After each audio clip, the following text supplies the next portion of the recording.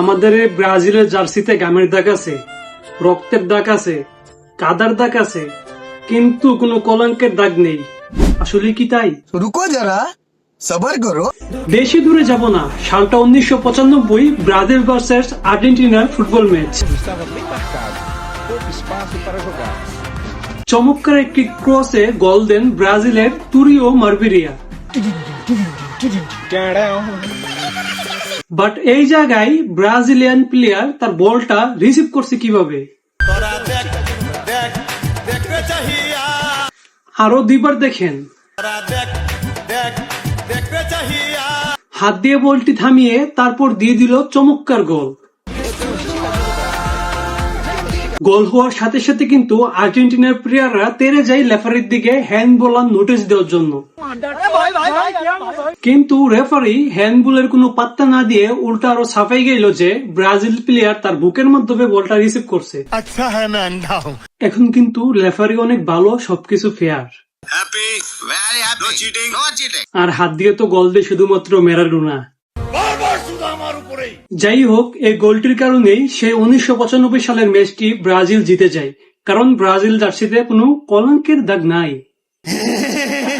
হ্যান্ডবলের মাধ্যমে গোল দেওয়ার ইতিহাস আরো অনেক আছে, সেই ইতিহাসে আর না যাই। 2010 সালের কথা, ব্রাজিল বনাম আইভরি কোস্টের ম্যাচ।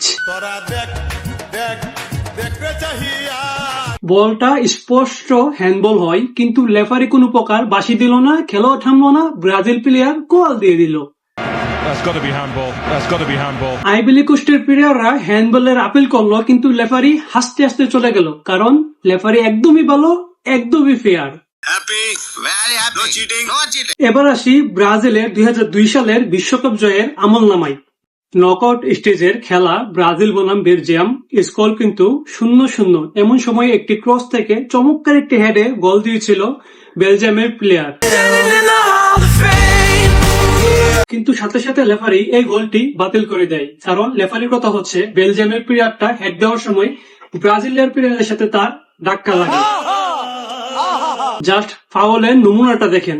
মাথায় নষ্ট মামা। মাথা নষ্ট করা ফাউল, আর গোলটি বাতিল।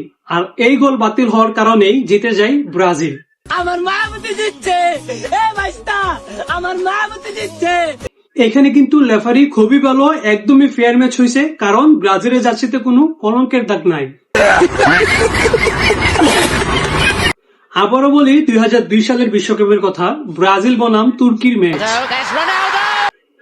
খেলা কিন্তু 1-1 সমতায় আছে, খেলার 85 মিনিট হয়ে গেছে। এমন সময় ব্রাজিল একটি অ্যাটাক দিল, আর তুর্কির ডিফেন্ডার ব্রাজিলের প্লেয়ার জার্সি ধরে টান দিচ্ছে, কিন্তু কোথায়? ডি বক্সের বাহিরে। ব্রাজিলের প্লেয়ার ডি বক্সের বাহিরে ফাউল হলো, কিন্তু রেফারি দিয়ে দিল পেনাল্টি। ওই ম্যাচের ভাষ্যকার লাইভ খেলা দেখার সময় কি বলতেছিল, চলেন একটু শুনি।